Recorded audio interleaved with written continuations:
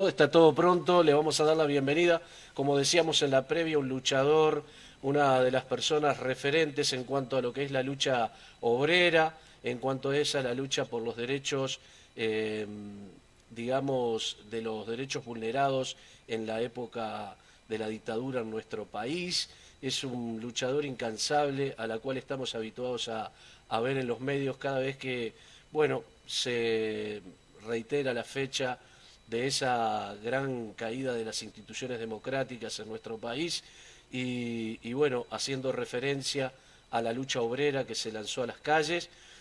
Y hoy tenemos temas para hablar que seguramente no van a quedar en el tintero y seguramente trataré de convocarlo para otra ocasión porque tenemos mucho para hablar, se viene mucha remada en cuanto a temas de gente que hoy están planteando en el Parlamento leyes, rememorando algunas leyes como la ley de caducidad, que creo que es triste para nuestro país. Así que bueno, le vamos a dar la bienvenida, las buenas noches.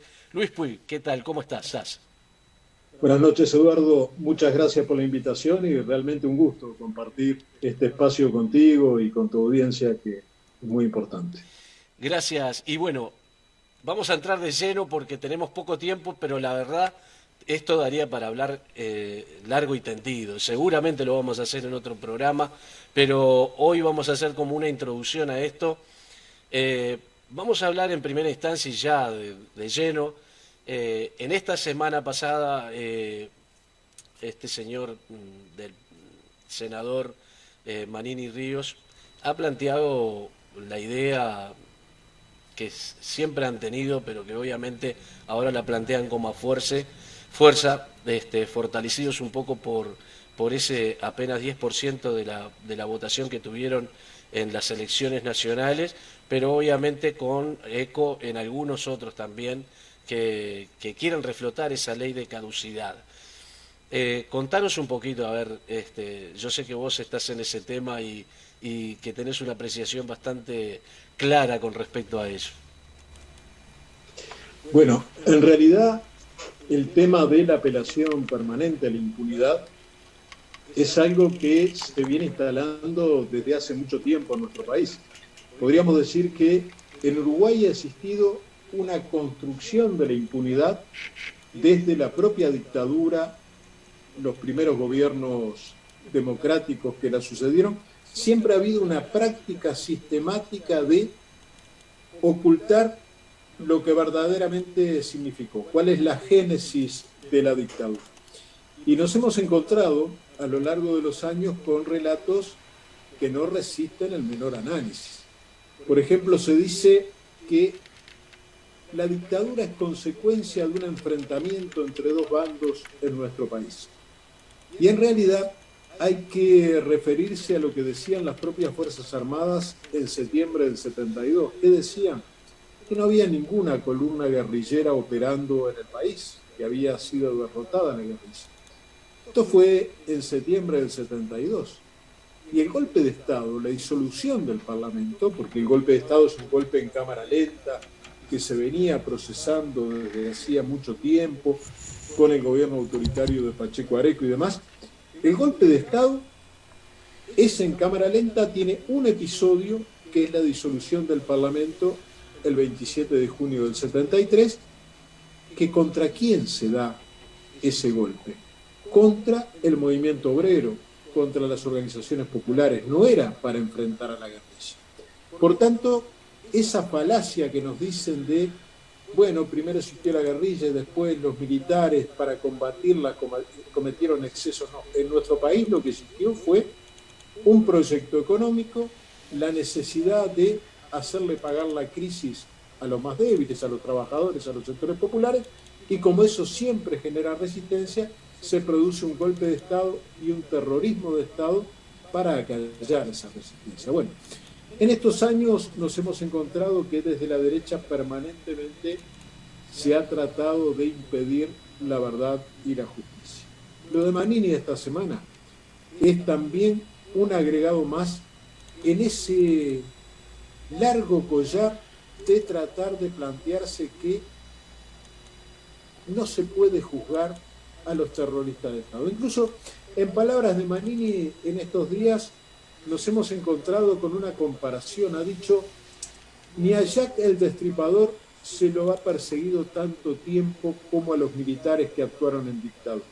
Bueno, lo primero que hay que señalar es que en realidad el problema es que Jack el Destripador era un asesino que actuaba solo, un terrible criminal que actuaba solo. Estos señores, los terroristas de Estado en Uruguay y en la región, actuaron desde el aparato del Estado, o sea, desde la maquinaria criminal más atroz, la maquinaria criminal que no admite ni justicia independiente, ni prensa legal opositora, que tenía todo a su disposición y avasalló todas las libertades de nuestro pueblo. Por tanto, como lo han establecido los organismos internacionales, la humanidad se ha dado mecanismos para tratar de evitar que este tipo de crímenes se vuelvan a cometer.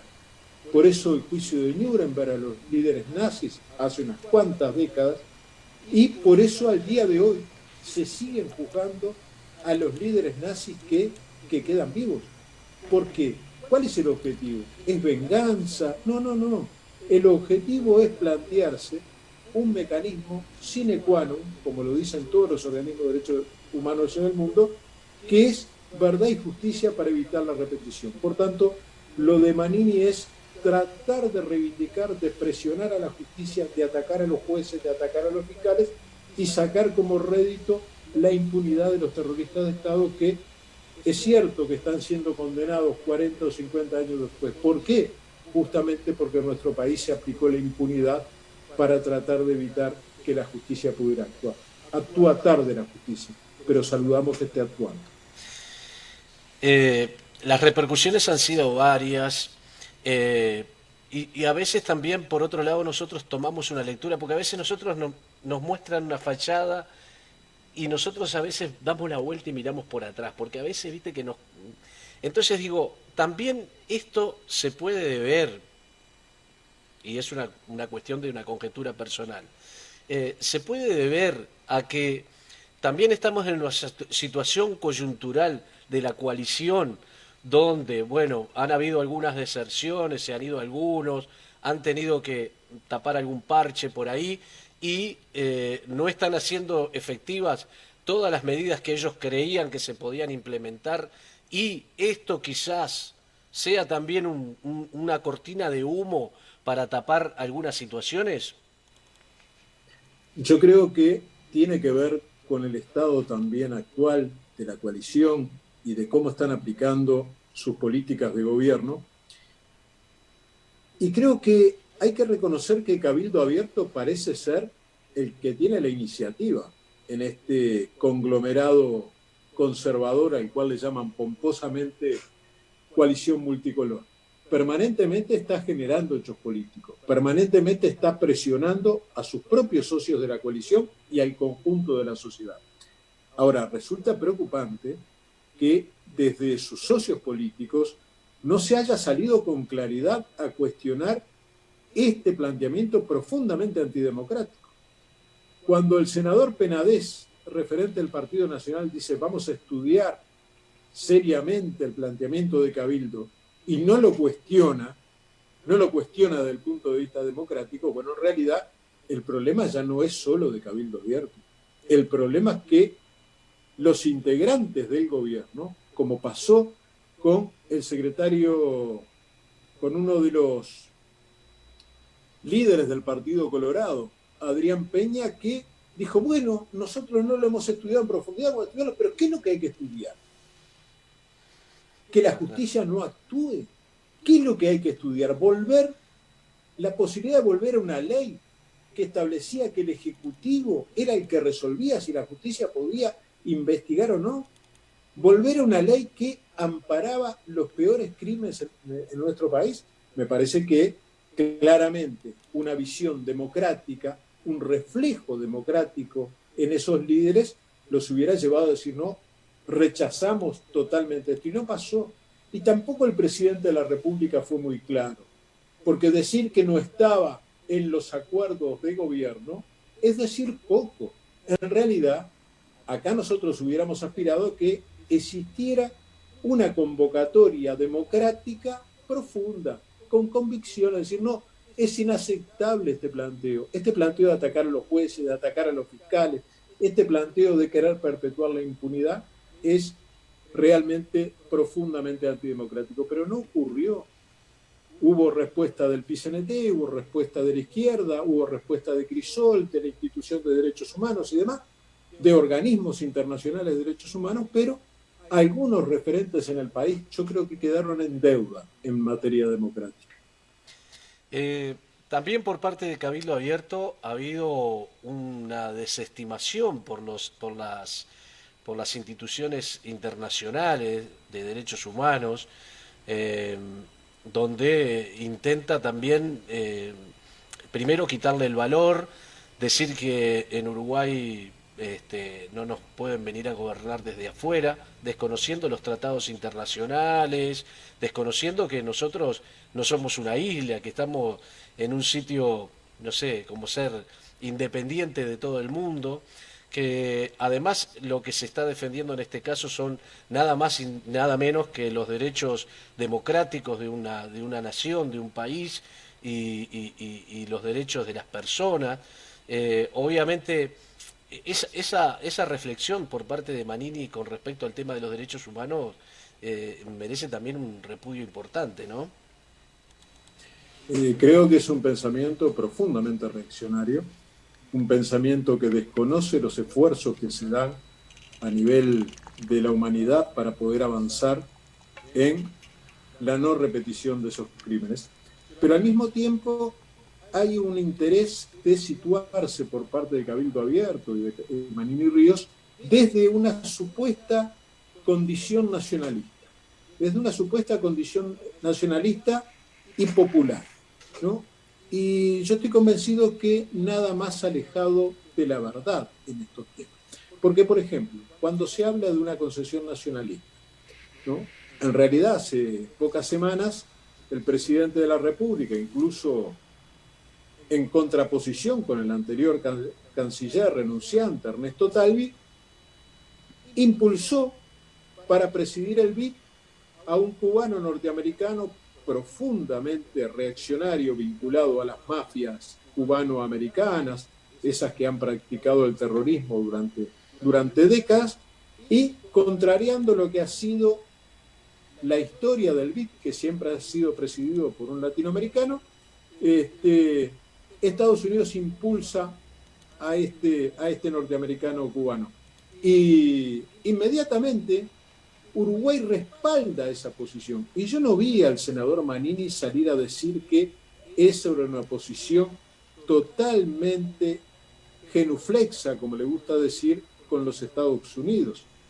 Y al mismo tiempo, yo creo que hay un interés permanente en plantearse que ser representante de los sectores populares. Se hace un planteamiento de que ser Manini Ríos es representante directo de las clases dominantes en nuestro país, claramente, ¿no? La familia Manini Ríos viene desde una larga historia entre las familias más poderosas económicamente de nuestro país. No, ese planteamiento de situarse dentro de la fila de los más débiles no corresponde. No corresponde tampoco desde el punto de vista de un jubilado militar que usufructúa los privilegios de las jubilaciones militares que le salen al pueblo uruguayo $1,500,000 por día, y se podrían aplicar a otros recursos de educación, de salud, de vivienda, de políticas sociales, ¿no? Y no es que el déficit de la caja militar sea consecuencia de las jubilaciones de los soldados, ¿no? Porque los soldados ganan sueldos muy bajos y se jubilan con jubilaciones muy bajas. Si bien los gobiernos del Frente Amplio fueron los que mejoraron la retribución de los subalternos en las Fuerzas Armadas, pero no son ellos los responsables. Los responsables son un pequeño grupo de oficiales que tiene jubilaciones de privilegio. Por tanto, pretender ubicarse como parte de los sectores populares es una impostura política que trata de desarrollarse, y bueno, yo creo que se desarrolla también al influjo de un trabajo deficitario que estamos haciendo como Frente Amplio en el vínculo con la población. Yo creo que Durante los 15 años de gobierno del Frente Amplio se hicieron muchas cosas importantes, se avanzó en redistribución de la riqueza, se avanzó en políticas sociales, pero creo que nos quedamos muy cortos en el vínculo con la gente.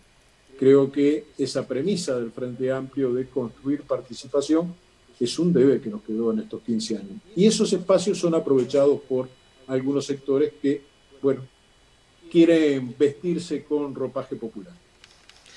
Luis, nos queda poquito tiempo, pero me encanta porque vas concreto y realmente es bien clarito para aquel que poco entiende de política, y muchas veces nosotros decimos, enfocamos un tema y cada uno le da su interpretación. Creo que acá le damos los materiales como para poder elaborar un pensamiento.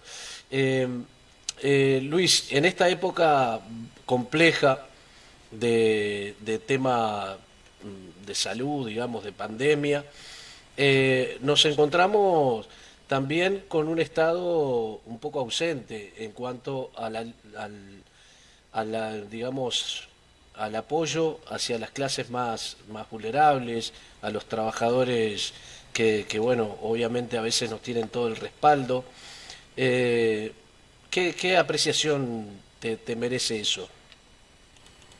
Bueno, en esta época de pandemia, de emergencia sanitaria, Uruguay está siendo reconocido en el mundo por el tratamiento de la situación y que realmente uno ve que los resultados son muy diferentes a lo que sucede en la región.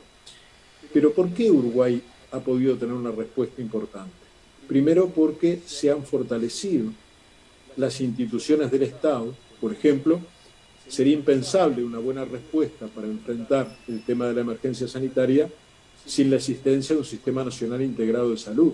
O sea, que dio la posibilidad de que el conjunto de la población, viva donde viva, tenga acceso directo a la salud. Ese fortalecimiento de la salud pública y la salud en general me parece que es un elemento muy importante. También el tema de la conectividad en Internet, la posibilidad de poder haber desarrollado cursos a distancia, en enseñanza. El desarrollo, el fortalecimiento del Estado ha sido fundamental. Ahora, quienes vienen con una visión distinta, quienes vienen con una visión de desmantelar el Estado, quienes dicen que el mercado es el que logra regular las situaciones y demás, cosa que está demostrado en el mundo que es falso. Las asignaciones del mercado marcan claramente y profundizan las desigualdades sociales, ¿no? Nosotros en este momento consideramos que el Uruguay debiera tener un Estado más presente. Uruguay está claramente establecido por la CEPAL, es de los países que menos ha invertido en asistir a la población más vulnerable en medio de esta pandemia, donde cientos de miles de trabajadores pasaron a seguro de paro, donde mucha gente quedó sin ningún tipo de ingreso, y a esa gente que quedó sin ningún tipo de ingreso, la adjudicación que le hizo el Estado fue de 1.200 pesos por mes, ¿no? Entonces, uno se plantea si esa ausencia por parte del Estado no cubrió esas necesidades. Uno entiende por qué esa solidaridad desarrollada a lo largo y ancho del territorio a través de las ollas populares y demás, que permitieron y permiten al día de hoy que un conjunto muy importante de compatriotas, de hombres, mujeres y niños, puedan satisfacer necesidades básicas como es la de la alimentación. Ahora, eso tiene que ser encarado por el Estado.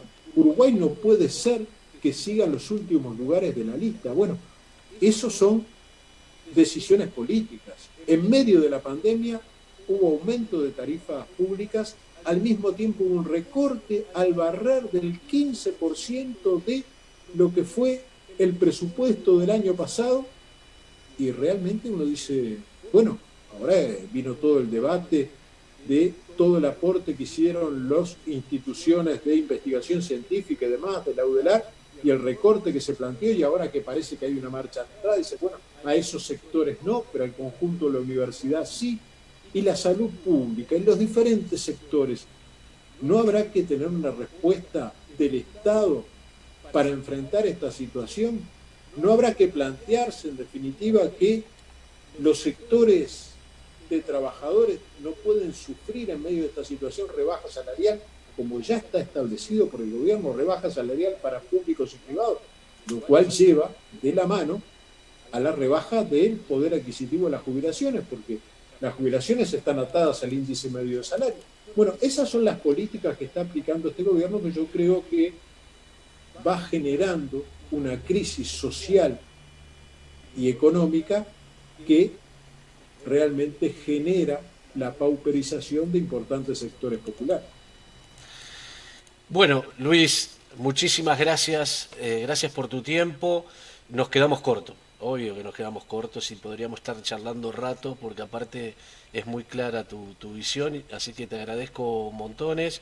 Seguramente nos vamos a estar contactando para otra ocasión y bueno, esperemos que sea para dar mejores noticias, más felices para cada uruguayo y uruguaya y podamos entonces de esa manera ser más elocuentes para con la gente. Así que bueno, gracias por tu tiempo, Luis. Muchas gracias, Eduardo, por la invitación. La verdad que me sentí muy a gusto. Muchas gracias y a las órdenes. Bueno, así de esta manera entonces pasó por El Mirador Luis Puig, uno de los luchadores, como decíamos en la previa nosotros, luchadores incansables por los derechos laborales, por la gente, y bueno, lo tuvimos acá, esa era la idea, lo que